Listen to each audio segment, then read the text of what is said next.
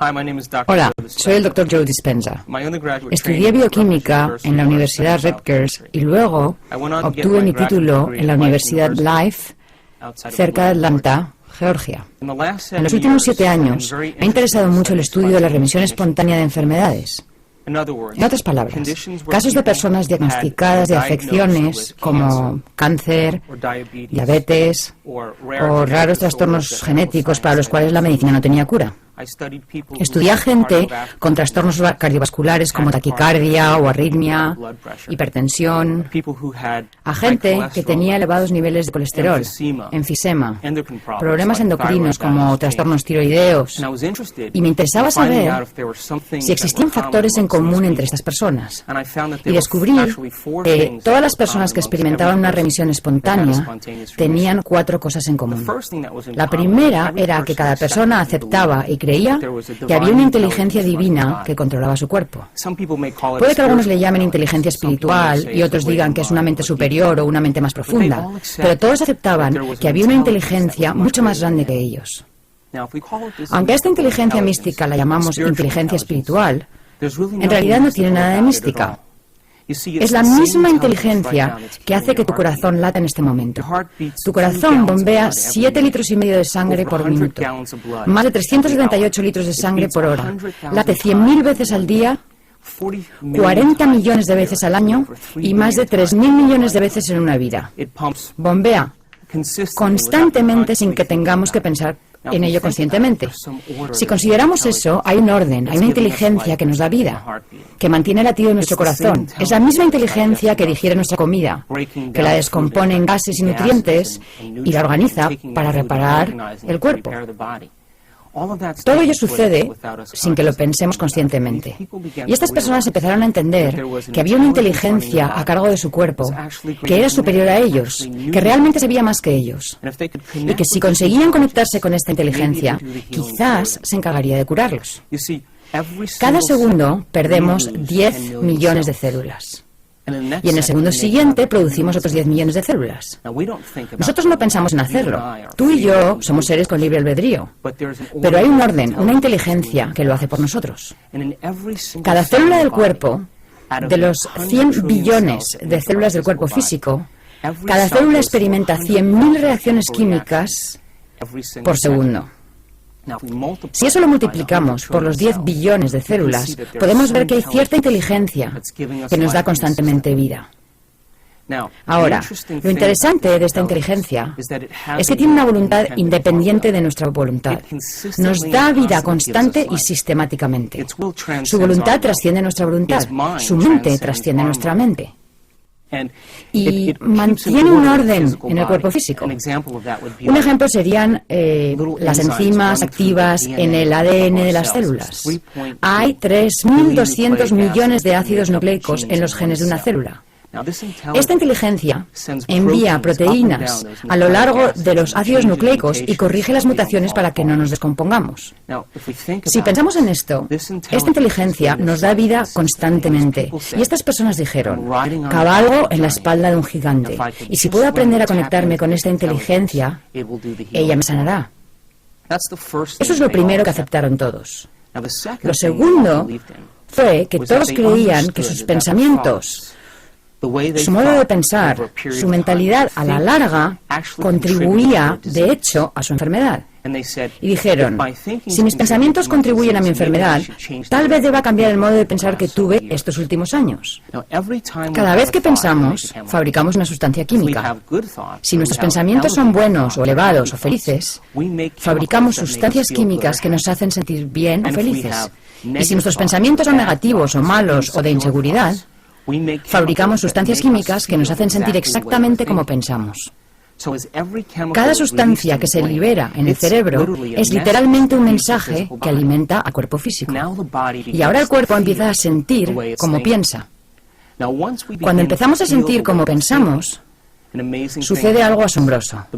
El cerebro, que está en comunicación constante con el cuerpo, Consulta con el cuerpo y empieza a pensar de la manera en que sentimos, lo que a su vez fabrica más sustancias químicas que nos permiten sentirnos como pensamos y pensar como sentimos. Y quedamos atrapados en el ciclo de pensar y sentir entre el cerebro y el cuerpo. La consecuencia indirecta final de esto es que creamos un estado de ser, y ese estado de ser se convierte en nuestro modo de pensar. En otras palabras, los sentimientos se convierten en nuestro modo de pensar. Y cuando los sentimientos se convierten en nuestro modo de pensar, estamos atrapados en un ciclo donde el cuerpo literalmente piensa por nosotros. Estas personas razonaron y dijeron: si mis pensamientos han creado esta enfermedad, y mis pensamientos crean estas sustancias químicas que me hacen sentir de cierta manera y comportarme de cierta manera, tendré que cambiar mi modo de pensar. Entonces se propusieron interrumpir el proceso. Eso era lo segundo que tenían en común. Lo tercero en común, que encuentro realmente asombroso, es que estas personas decidieron que para interrumpir su proceso de pensamiento tenían que reinventarse a sí mismos. Tenían que convertirse en otra persona. Y cuando empezaron a pensar en quiénes querían ser, pararon el ciclo continuo de reacciones entre pensar y sentir y se hicieron algunas preguntas importantes. Preguntas como estas: ¿cómo sería ser una persona feliz? ¿A quién conozco en mi vida que sea feliz? ¿Qué tendría que cambiar en mí para ser una persona diferente? ¿A quién de la antigüedad admiro, que haya sido magnífico, que yo haya estudiado, cuyas habilidades y virtudes pudiera aplicar para empezar a formular un nuevo ideal de mí mismo o de mí misma? Estas personas se pusieron a contemplar los supuestos, las posibilidades, los potenciales de quienes querían llegar a ser. Y a medida que lo hacían, su cerebro empezó a cambiar. Empezaron a pensar de otro modo. Y el proceso de pensamiento empezó a formar conexiones en su cerebro que se convirtieron en una plataforma para su modo de ser. De modo que empezaron a acumular información, empezaron a examinar opciones diferentes al modo de ser que habían sostenido durante los últimos años de su vida. Lo último que tenían en común, la cuarta cosa, es que cuando estas personas se reinventaron a sí mismas, pasaban largos ratos sin tener noción del tiempo y del espacio. En otras palabras, se hallaban tan absortas en lo que estaban pensando, tan sumidas en su metamorfosis, que cuando abrían los ojos, o encendían la luz de la habitación, o se destapaban los ojos, les había parecido 5 minutos, pero había pasado 1 hora y media o 2 horas. Y se habían sumido tanto en lo que pensaban que perdieron la noción del tiempo y del espacio. Perdieron la noción de las reacciones continuas que se dan entre el cuerpo y el cerebro. Perdieron la noción de la respuesta que el cerebro recibe siempre de su entorno. Y perdieron la noción del tiempo. El cerebro procesa unos 400.000 millones de bits de información por segundo. Pero solo somos conscientes de unos 2.000 de esos 400.000 millones. Ahora, esos 2.000 bits de información, donde está presente nuestra conciencia, solo tienen que ver con 3 cosas. Tienen que ver con la respuesta que recibimos del cuerpo, la respuesta del entorno y la respuesta en relación con el tiempo. ¿Sabes? Te duele la espalda, tienes hambre, te duele la cabeza, tienes sed, estás cansado, hace demasiado frío, hace demasiado calor, te agrada el olor del ambiente, ¿cuánto tiempo pasará hasta que suceda la próxima experiencia? Nuestro cerebro y nuestra conciencia están inmersos en esas cosas en particular. Y cuando nuestro cerebro está inmerso en eso, aunque procese 400.000 millones de bits de información, nuestra conciencia está puesta en solo 2.000 de esos 400.000 millones. Y tienen que ver con el cuerpo, el entorno y el tiempo. Estas personas que tuvieron remisiones espontáneas trasladaron su conciencia desde esas cosas en particular hasta esos otros bits de información. Y al hacerlo, como lo estamos empezando a aprender desde una perspectiva científica, en ese momento el cerebro empieza a diseñar circuitos nuevos y nuevas conexiones. Así que este fue el inicio de un estudio muy interesante para mí, porque quería saber, a partir de esos 4 factores, qué sucedía en el cerebro de esas personas que determinaba lo que sucedía en su cuerpo físico. ¿Sería posible que hubiera cambiado su mentalidad y que el cambio de mentalidad tuviera un efecto fisiológico en el cuerpo físico? Algunas de estas personas no eran vegetarianas, no usaban cristales, no ayunaban, no acudían a terapias alternativas, lo único que hicieron fue cambiar su mentalidad. Y al cambiar su mentalidad, se produjeron resultados tangibles en sus vidas. Entonces inicié el proceso de entender cómo el cerebro crea nuevos circuitos y nuevas conexiones. Ahora, quiero hablar un poco acerca de cómo ha progresado la ciencia en los últimos 200 años y lo relacionaré con nuestra comprensión del cerebro. En el siglo XVII vivió un hombre llamado Descartes. Era un científico francés.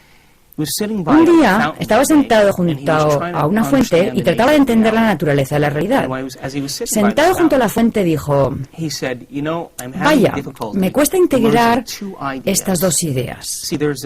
Hay un objetivo, un mundo al que él llamó la esfera de la ciencia, donde las cosas se comportan como una máquina. Dijo: la Tierra y todas sus leyes y toda la realidad física se comportan de manera muy física. Y esas características físicas son muy predecibles y muy repetibles. Y dijo: voy a llamar a eso la esfera de la ciencia. Y cualquier cosa que tenga que ver con lo objetivo o lo muy grande, lo puede estudiar la ciencia. Y luego dijo: cualquier cosa que tenga que ver con la mente o con nuestro mundo subjetivo o la realidad subjetiva, se lo voy a dejar a la religión, porque la religión lo maneja mejor. Y lo que Descartes estaba diciendo realmente era que quería tener la libertad de poder estudiar la ciencia sin tener que lidiar con esos otros asuntos. Así que la Iglesia empezó a centrarse en todos los principios del mundo subjetivo y la mente. La Iglesia pasó a ser siempre la mente, nunca la materia. La ciencia, siempre la materia, nunca la mente.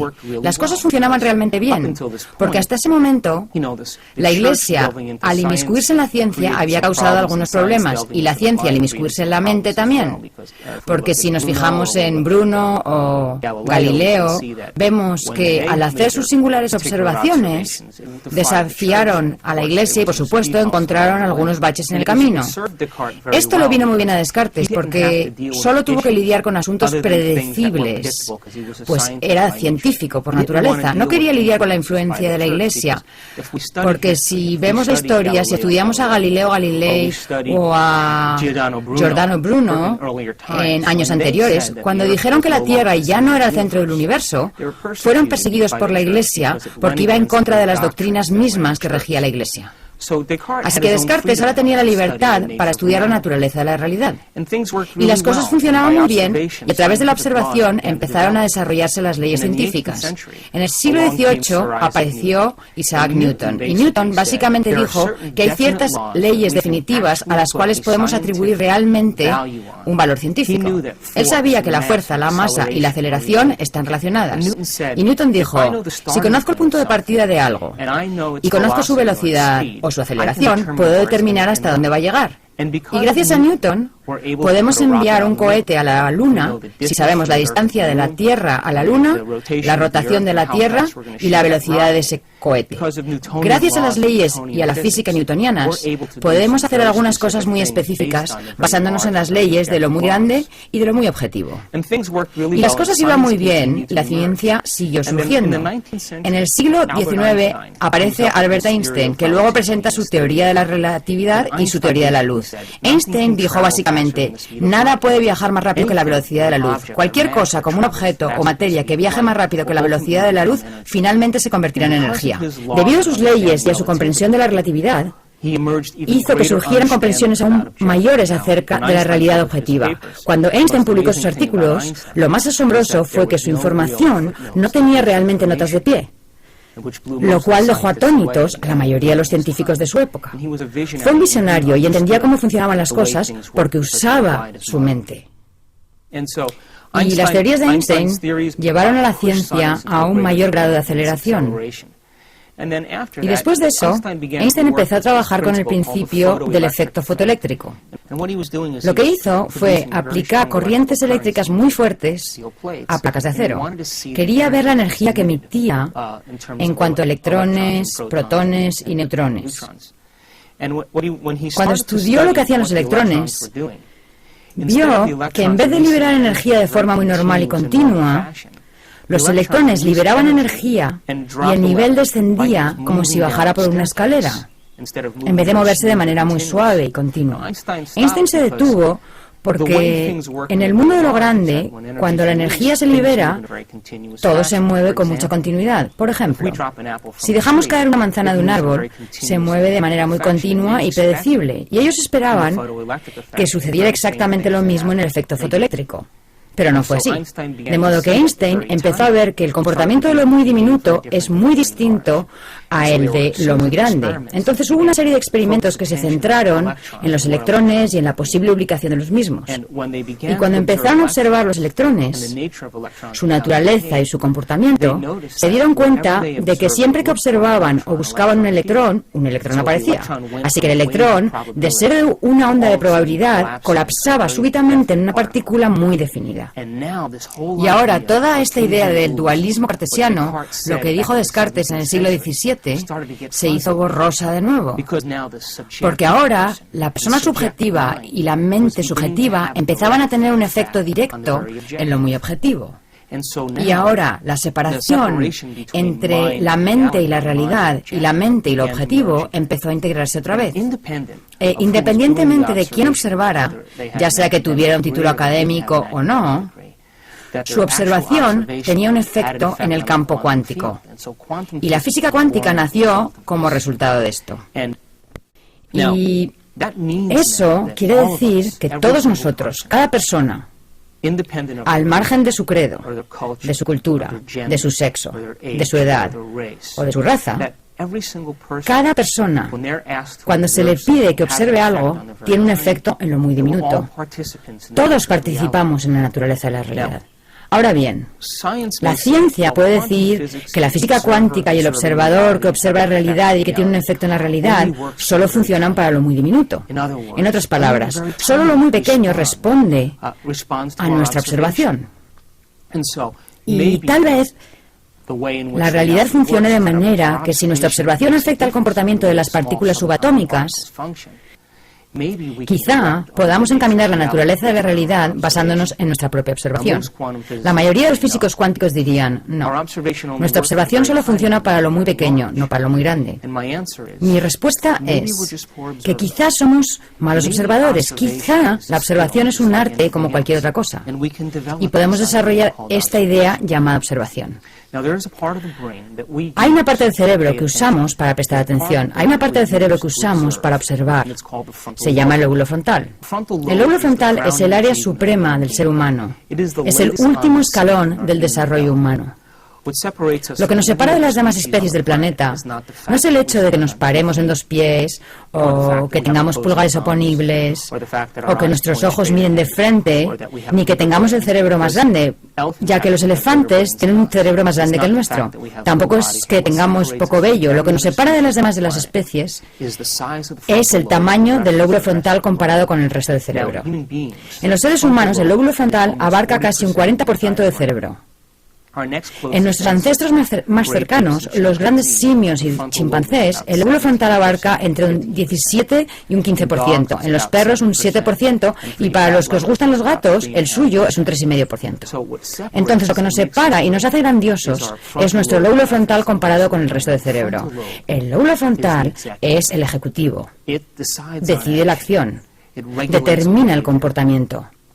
Esa parte del cerebro que usamos cuando planeamos o especulamos, o cuando inventamos, cuando contemplamos posibilidades. Si tuviéramos que describir al lóbulo frontal con una sola palabra, diríamos intención o propósito. Cuando la intención de la gente coincide con su comportamiento, o cuando su comportamiento coincide con su intención, o cuando sus pensamientos se alinean con la acción, es cuando el lóbulo frontal está en su mejor momento.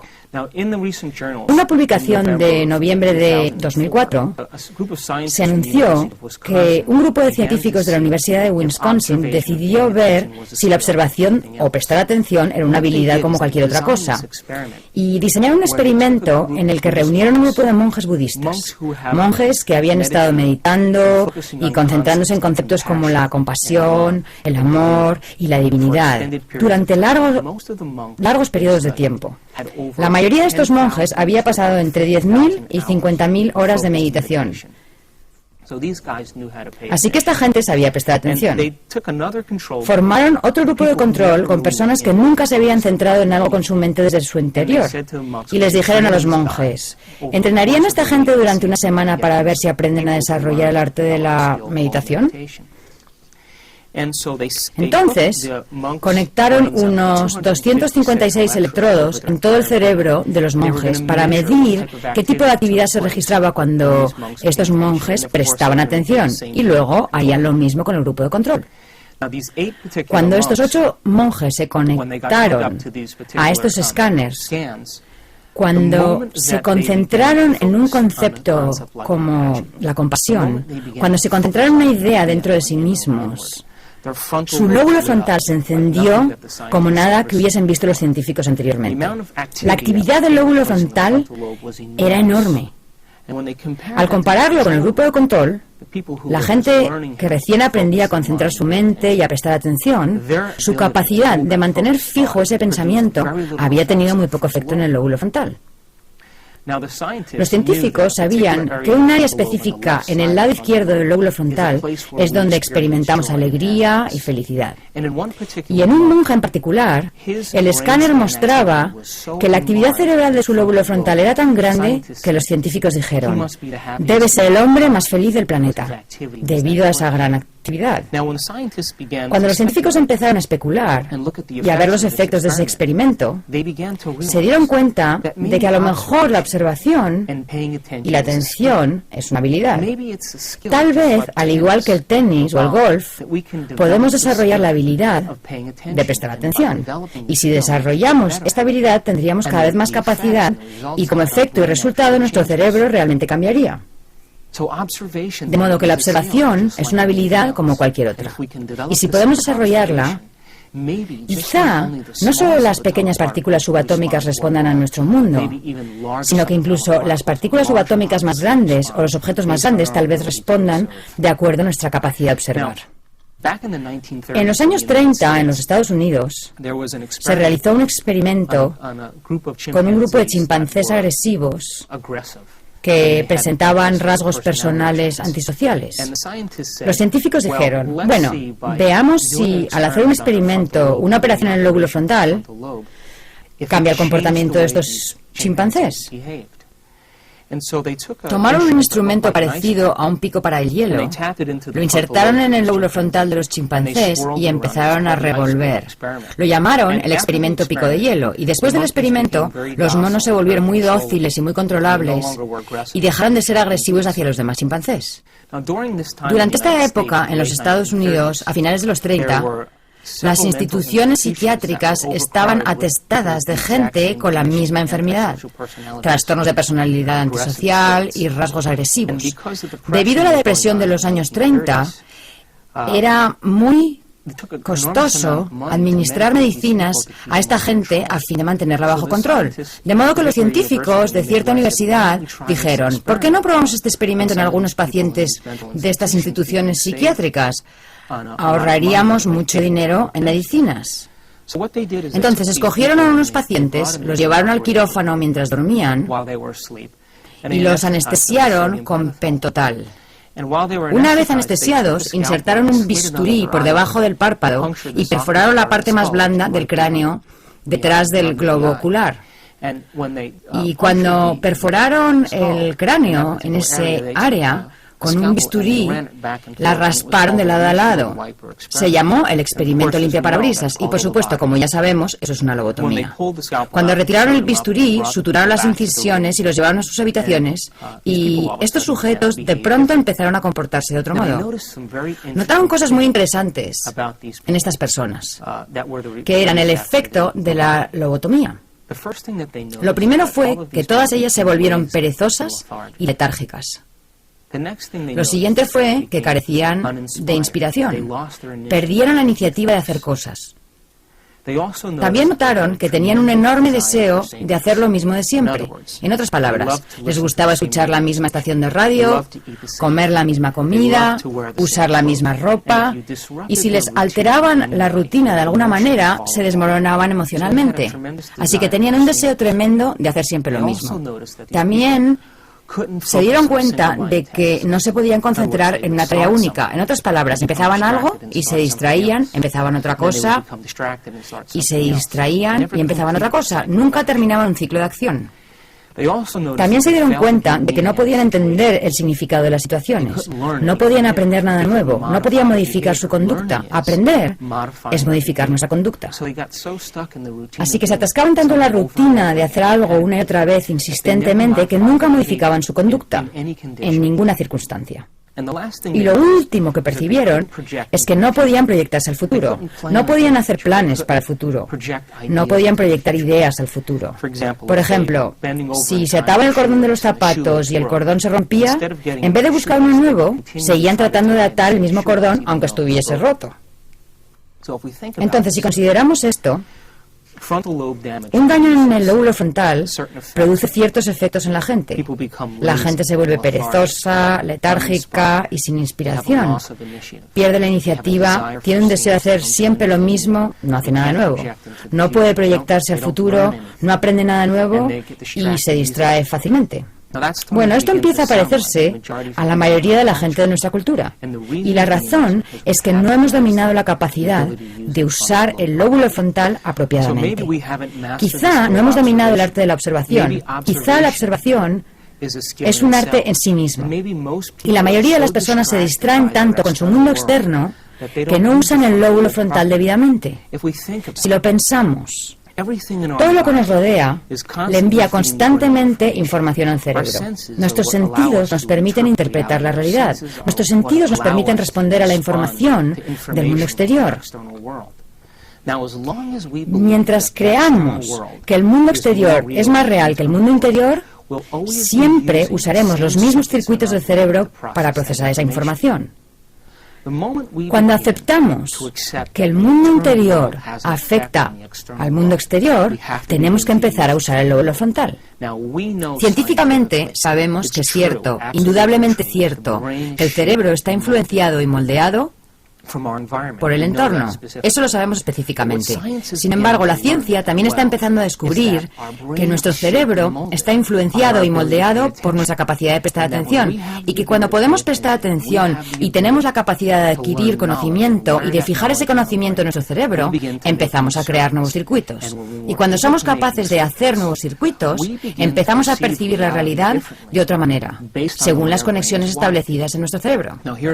Veamos un ejemplo. Supongamos que yo tomara un cuadro de Monet, por ejemplo, y lo pusiera sobre una pantalla aquí arriba, y dijera, échale un vistazo a este cuadro de Monet y solo disfruta del cuadro. La mayoría de la gente miraría el cuadro unos minutos, reconocería ciertos objetos en el cuadro y daría por terminado el asunto. Ahora bien, si quitara el cuadro y te dijera, quiero contarte algo acerca de Monet, ¿sabías que pasó 44 años de su vida tratando de entender cómo se unificaba todo el mundo? Le interesaba especialmente el estudio de la luz. Le encantaba la luz de primera hora de la mañana y la luz del atardecer y del anochecer. Él pensaba que la mayor parte de la gente nunca se detenía a prestar atención al efecto que tiene la luz en las flores y en los colores y el entorno. Y se desvivía por pintar con pasteles y colores e iluminar las cosas según la luz de esa hora del día en particular. Y decía cosas como, el puente y la lisina no están separados en realidad, son la misma cosa y solo puedo pintarlos de ese modo. Y al envejecer, contrajo cataratas, y sus cataratas eran muy gruesas. Así que cuando percibía la luz, esa luz que percibía se difuminaba en sus ojos, y él efectivamente empezó a pintar exactamente lo que veía. Si después de darte esta información volviera a colocar el cuadro y miraras de nuevo a este Monet, seguramente lo percibirías de manera diferente según tu capacidad de prestar atención a los detalles. En realidad, lo que sucedió en un primer momento fue que te dimos conocimiento de información que tu cerebro descartó, y tú mirabas el cuadro basándote en las conexiones que se forman en tu cerebro a partir de lo que sabías. En cuanto le damos al cerebro información nueva y el cerebro puede prestar atención a esa información por medio del lóbulo frontal, empezamos a ver cosas que ya existían, pero que las hemos dejado fuera de la ecuación. Otro ejemplo, un conocedor de vinos. Si un conocedor de vinos agita y saborea el vino, él o ella tiene los circuitos en su cerebro que le permiten apreciar las sutilezas. Reconoce el sabor de los taninos y de los ácidos, puede oler el buque y los aromas. Eso puede integrarse en datos más específicos acerca de robles y diferentes clases de uvas.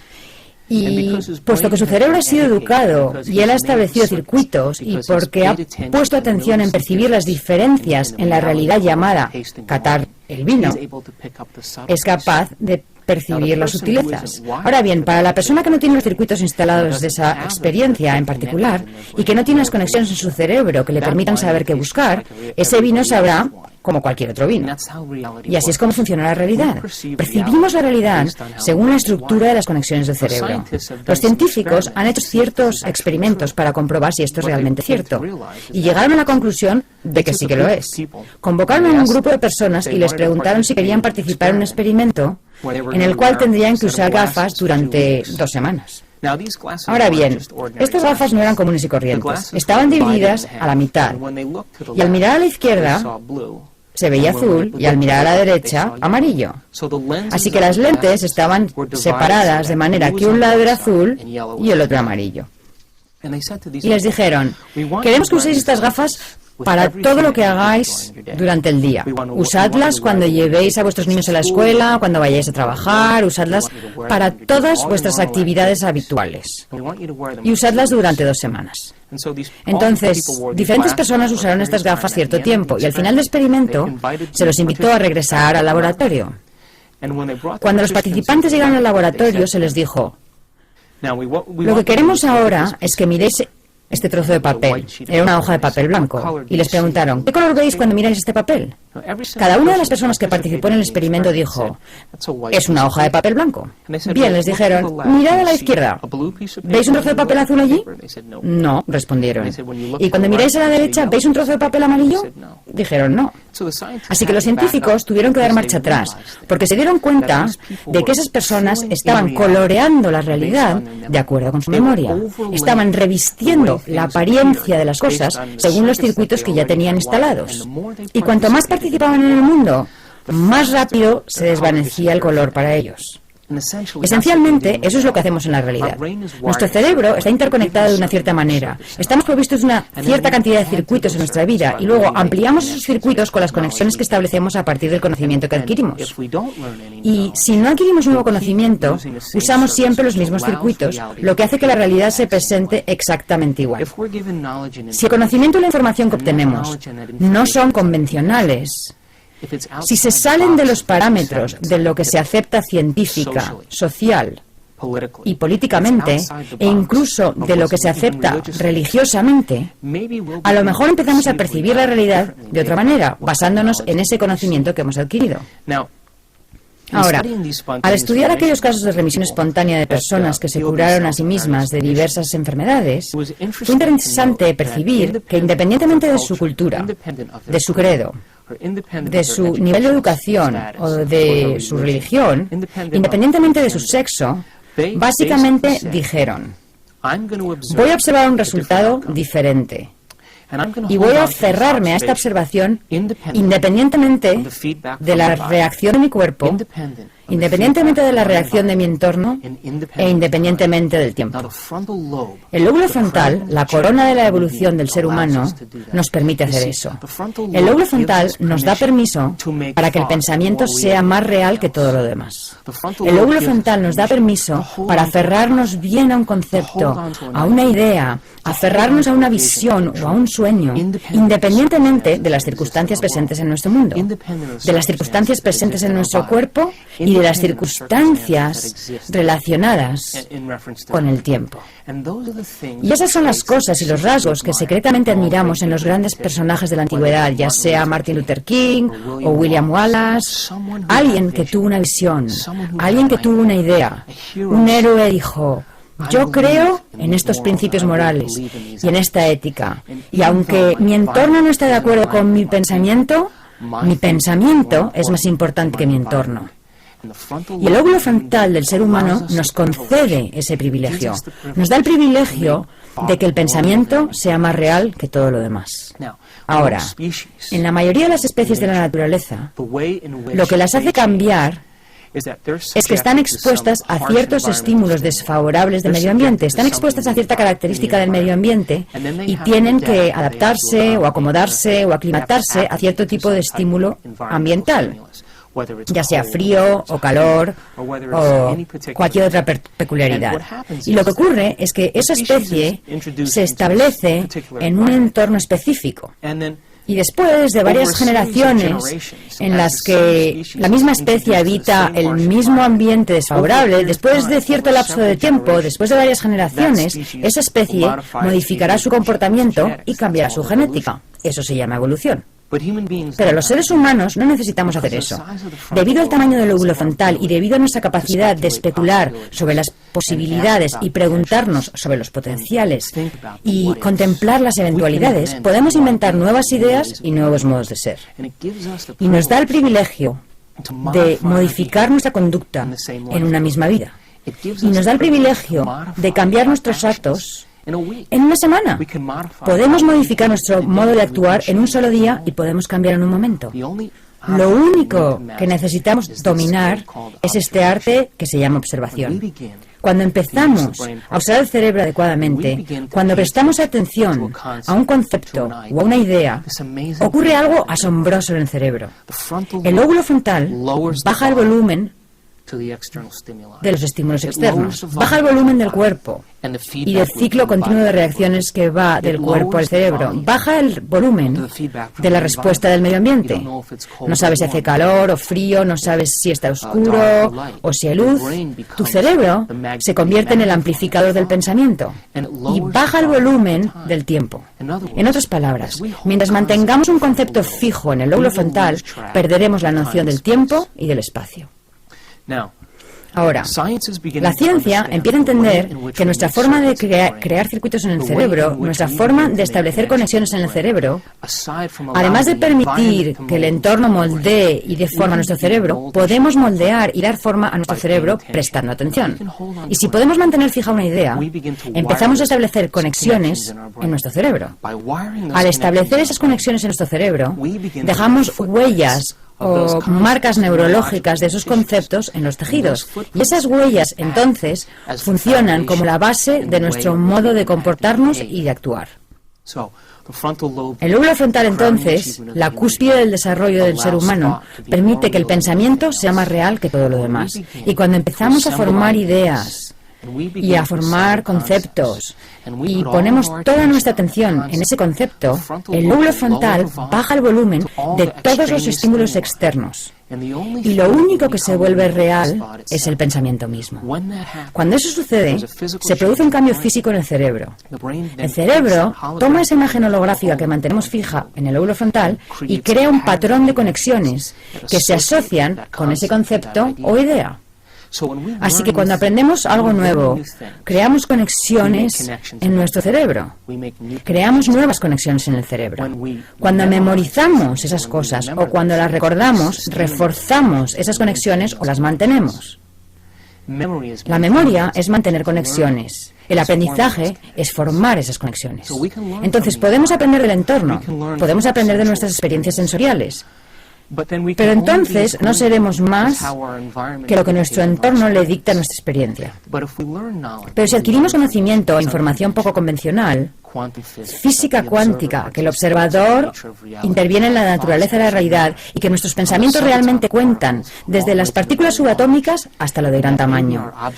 Tal vez nuestra observación, nuestra capacidad de prestar atención, empezará a formar nuevas conexiones en nuestro cerebro que nos permitirán percibir las cosas exactamente como son. Y tal vez, debido a que nuestro cerebro procesa miles de millones de bits de información por segundo, pero solo somos conscientes de esos bits de información relacionados con el cuerpo, el medio ambiente y el tiempo, somos capaces de crear nuevas conexiones y adquirir nuevo conocimiento. Empezaremos a ver aquello que siempre ha existido, pero que habíamos descartado de la ecuación, justamente como las personas que hicieron el experimento de las gafas. Me gustaría hablar de cómo aprende el cerebro y de cómo se forman esas conexiones. Sabemos desde una perspectiva científica que las neuronas, las células nerviosas del cerebro, cada vez que se conectan, intercambian información. Cuando se conectan e intercambian información, ese punto de conexión es una comprensión adquirida relacionada con un concepto. Como dije, cuando recordamos algo, activamos esas conexiones y les damos vida. Ahora bien, tenemos una cantidad enorme de conexiones en nuestro cerebro, infinitas conexiones, alrededor de billones y billones de conexiones.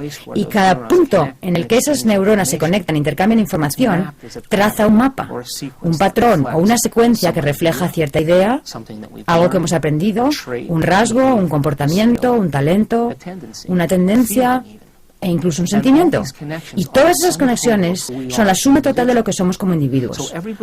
Todas las personas son diferentes, pues han tenido experiencias diferentes en su vida, han adquirido un conocimiento diferente y están provistos de cierta cantidad de conexiones genéticas.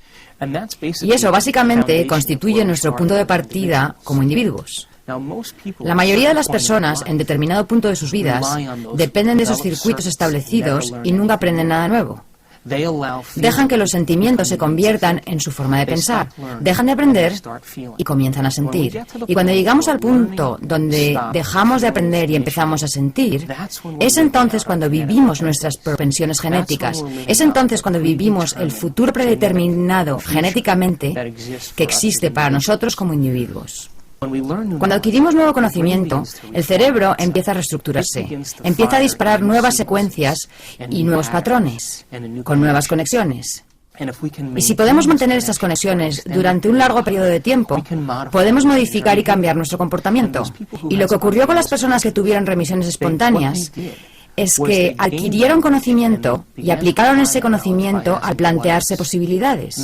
Y comprendieron que si conseguían conectarse con esa inteligencia, que hacía latir su corazón y digería sus alimentos, si lograban susurrar al oído del gigante que controlaba su cuerpo físico, que sabía crear células, que sabía organizar el ADN, si conseguían igualar su voluntad a la suya, si conseguían igualar su mente a la suya, si conseguían igualar su amor por la vida al de esa inteligencia, ya que era eso lo que continuamente les daba vida. Pensaron que entonces el hecho de cambiar sus pensamientos enviaría una nueva señal a sus células y que establecer nuevas conexiones en su cerebro causaría finalmente un nuevo efecto fisiológico en su cuerpo. Así que el proceso de reinventarse significaba reorganizar esos circuitos hacia un ideal más extraordinario de sí mismos. El cerebro aprende de dos maneras distintas. El aprendizaje está dividido en dos áreas diferentes. Cuando aprendemos algo y lo memorizamos, hay un área en particular llamada aprendizaje explícito. Otro nombre que se le da al aprendizaje explícito es el aprendizaje declarativo o memoria declarativa. La memoria declarativa son cosas que podemos declarar. Uno de los aspectos de la memoria declarativa es el conocimiento, la información, la filosofía. Por ejemplo, cuando adquirimos nueva información, nuevo conocimiento, datos intelectuales, filosofía, cada vez que hacemos eso, el cerebro crea determinado tipo de circuitos. El segundo tipo de memoria declarativa se llama experiencia. Las experiencias, por lo tanto, son cosas que podemos declarar. Puedo declarar que yo soy un hombre, puedo declarar que sé dónde estaba el 11 de septiembre, puedo declarar que me gustan las manzanas, porque he vivido esas experiencias. Los sistemas de memoria del cerebro relacionados con la memoria declarativa tienen una secuencia muy específica según la cual el cerebro estructura esa información. Se estructura en el cerebro pensante, en la parte del cerebro donde existe la consciencia presente. Y esa secuencia de conocimiento y de experiencia en particular permite que el cerebro funcione en la realidad. Podemos manejarnos en el mundo exterior debido a que usamos conscientemente la memoria declarativa para tomar decisiones. Usamos conscientemente la memoria declarativa para proyectar el futuro. La usamos conscientemente para desempeñarnos en nuestro mundo, para tomar decisiones todos los días. Ese sistema de memoria permanece intacto para que podamos desenvolvernos en nuestro mundo. El segundo sistema de memoria se llama memoria implícita. Los sistemas de memoria implícita son muy poderosos. Pues los recuerdos implícitos son cosas que no podemos declarar. Se llama memoria no declarativa. Los recuerdos no declarativos son cosas tales como habilidades, hábitos, condicionamientos, rasgos, tendencias e incluso comportamientos. Esos rasgos y comportamientos los hemos practicado y ejercido tantas veces que ya no necesitamos pensar en ellos. Se llaman recuerdos de procedimiento y tenemos cientos de esos recuerdos estructurados en el cerebro. Esos recuerdos de procedimiento son cosas como maniobrar la palanca de cambios de nuestro coche. Cuando usamos la palanca de cambios lo hemos hecho tantas veces que ya no tenemos que pensar en ello. Está fijado neurológicamente como un circuito completo. Lavarnos los dientes, maquillarnos, escribir a máquina, caminar, todos esos son recuerdos de procedimiento o no declarativos. Y el cerebro procesa esa información de un modo diferente, porque va más allá de nuestros pensamientos conscientes, va más allá de nuestra memoria consciente. Está fija en nosotros de manera que ni siquiera tengamos que declararla. Por ejemplo, cuando no puedes recordar un número de teléfono conscientemente en tu sistema explícito, puedes agarrar el teléfono, mirar los números y tus dedos se moverán y recordarás el número. Eso es un recuerdo implícito, porque tu cuerpo lo ha hecho tantas veces que lo recuerda tan bien como tu cerebro. Ahora bien, los recuerdos implícitos son el momento en que fijamos neurológicamente en nuestro comportamiento. La memoria implícita se da cuando realmente somos eso. La memoria implícita se da cuando hemos cambiado por completo. Entonces, si creamos conexiones en el cerebro cuando adquirimos conocimiento, adquirir conocimiento es establecer nuevos circuitos. Eso es filosofía. El cerebro cambia a consecuencia de eso. Pero no hay mayores cambios en cuanto al envío de señales al cuerpo, de nueva información al cuerpo. Es una información intelectual. Cuando vivimos una nueva experiencia, cuando personalizamos ese conocimiento, cuando personalizamos o aplicamos ese conocimiento, podemos generar una experiencia nueva. Y esa nueva experiencia, entonces, nos permite estructurar y cambiar nuestro comportamiento. Por lo tanto, el conocimiento aplicado crea una nueva experiencia. Esa experiencia crea un cierto número de circuitos en el cerebro que amplía el conocimiento que hemos adquirido. Y entonces podemos declarar que hemos vivido una nueva experiencia. Así que el conocimiento es pensar. Es nuestro cerebro pensante. Cuando adquirimos nuevo conocimiento, aprendemos a pensar a partir de ese conocimiento. La experiencia requiere que el conocimiento se aplique, y eso se llama acción. Ese es el lado activo del aprendizaje del cerebro. Podemos tener una experiencia basada en el conocimiento que hemos adquirido. Podemos aplicar ese conocimiento y tener una experiencia nueva. Pero eso no basta. Porque cuando tenemos una nueva experiencia, la idea es que seamos capaces de repetir esa experiencia. Y cuando repetimos esa experiencia una y otra vez, empezamos a conectarnos a ese sistema de memoria implícita. Y esa nueva forma de recordar algo se llama ser ese algo. De hecho, ahora lo estamos siendo. De modo que aprender, adquirir nuevo conocimiento es la parte pensante del cerebro. Aplicar ese conocimiento y lo que hemos aprendido, aplicar nuestro pensamiento para tener una nueva experiencia, modificar nuestro comportamiento para tener una nueva experiencia, eso se llama hacer o acción. Y cuando somos capaces de repetir esa experiencia continuamente, una y otra vez, y volver a repetirla una y otra vez, empezamos a conectar el cerebro a ese sistema implícito llamado ser eso. Cuando somos algo, ya no necesitamos pensar más en eso. Se ha fijado de forma permanente, es un proceso natural, es una segunda naturaleza y es fácil. Y esas personas que tuvieron remisiones espontáneas, cuando empezaron a adquirir nuevo conocimiento y a aplicar ese conocimiento para crear nuevas experiencias, no se quedaron ahí. Continuaron hasta que ese sistema quedó instalado en su cuerpo, hasta que realmente fueron capaces de ser eso. Una vez que somos algo, eso se ha fijado permanentemente, de modo que ya no tenemos que pensar en eso. Y la idea es que nuestro cerebro dispone de sistemas automáticos, de programas automáticos que definen nuestra forma de pensar y de sentir toda nuestra vida. Pensar como una víctima, pensar como una persona insegura. Y si tenemos pensamientos de inseguridad, se fabrican sustancias químicas que nos hacen sentir inseguros. Y una vez que nos sentimos inseguros, el cerebro empieza a pensar tal como estás sintiendo. Esas personas que tuvieron remisiones espontáneas de enfermedades, esas personas que se curaron a sí mismas de distintas afecciones, produjeron grandes cambios físicos en su cerebro. Esos cambios no consistieron simplemente en adoptar intelectualmente esa información. No se trató de vivir una experiencia una sola vez. Realmente querían convertirse en alguien diferente. Cuando se reinventaron a sí mismos, cuando dijeron, creo que existe una inteligencia dentro de mí que da vida a cada individuo, ya sea feliz o infeliz, rico o pobre, santo o pecador. Hay una inteligencia que da vida a cada ser humano.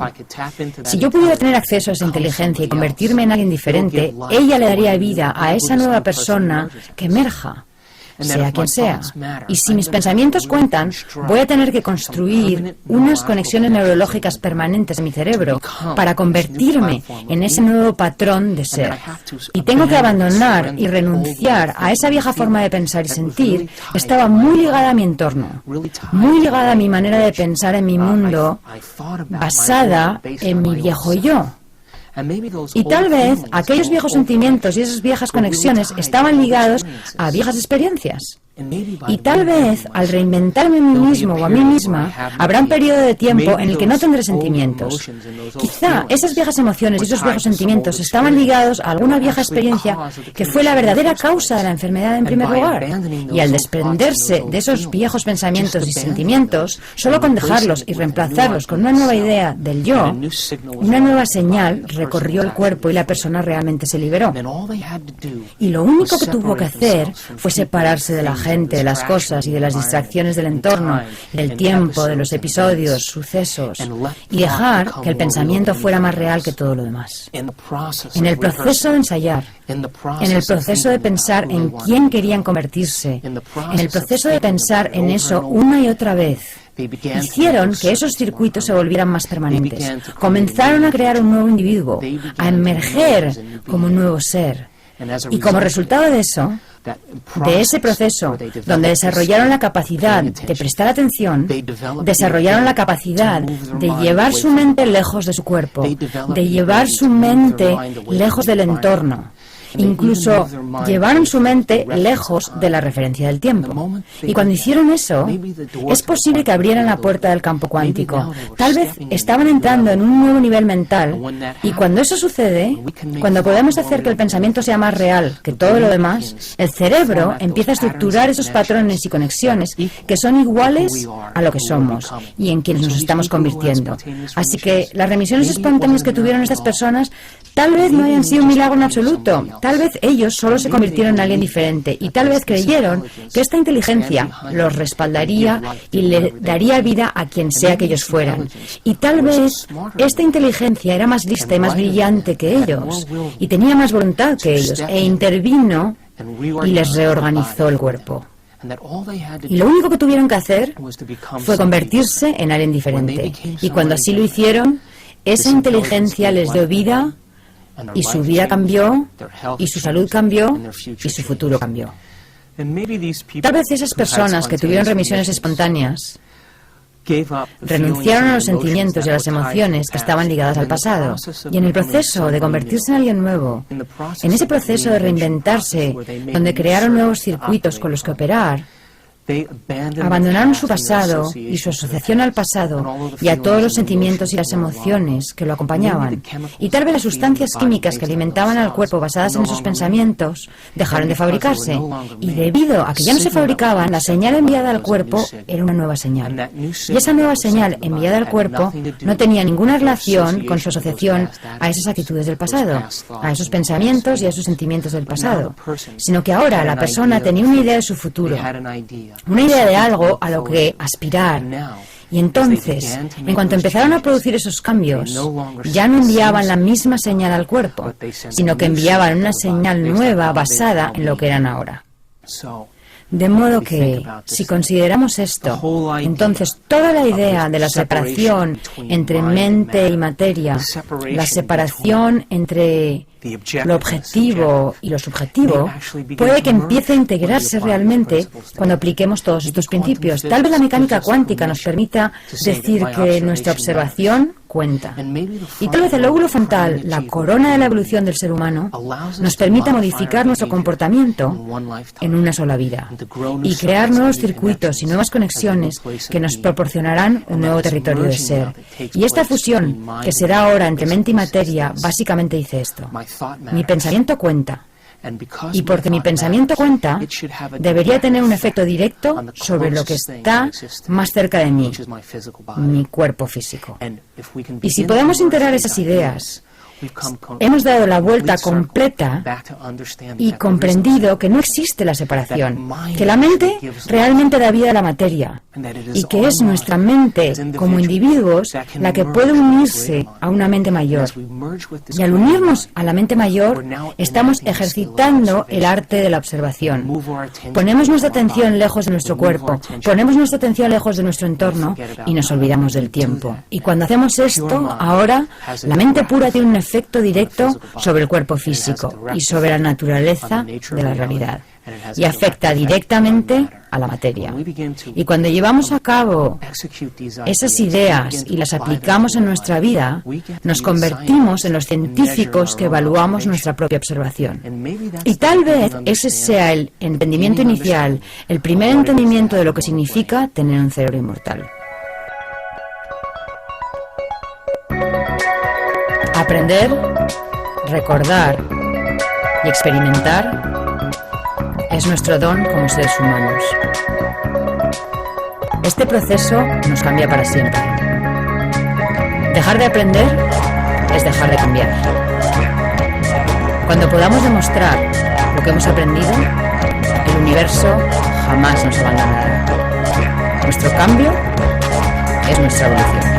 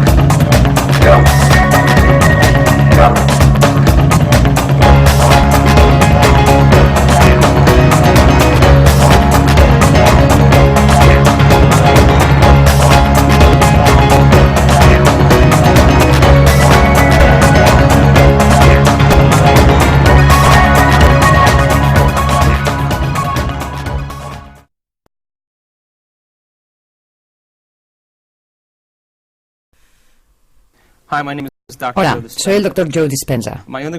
Estudié bioquímica en la Universidad Rutgers y luego obtuve mi título en la Universidad Life, cerca de Atlanta, Georgia. En los últimos 7 años me ha interesado mucho el estudio de la remisión espontánea de enfermedades. En otras palabras, casos de personas diagnosticadas de afecciones como cáncer, diabetes o raros trastornos genéticos para los cuales la medicina no tenía cura. Estudié a gente con trastornos cardiovasculares como taquicardia o arritmia, hipertensión, a gente que tenía elevados niveles de colesterol, enfisema, problemas endocrinos como trastornos tiroideos, y me interesaba saber si existían factores en común entre estas personas. Y descubrí que todas las personas que experimentaban una remisión espontánea tenían 4 cosas en común. La primera era que cada persona aceptaba y creía que había una inteligencia divina que controlaba su cuerpo. Puede que algunos le llamen inteligencia espiritual y otros digan que es una mente superior superior o una mente más profunda, pero todos aceptaban que había una inteligencia mucho más grande que ellos. Aunque a esta inteligencia mística la llamamos inteligencia espiritual, en realidad no tiene nada de mística. Es la misma inteligencia que hace que tu corazón lata en este momento. Tu corazón bombea 7,5 litros de sangre por minuto, más de 378 litros de sangre por hora. Late 100.000 veces al día, 40 millones de veces al año y más de 3.000 millones de veces en una vida. Bombea constantemente sin que tengamos que pensar en ello conscientemente.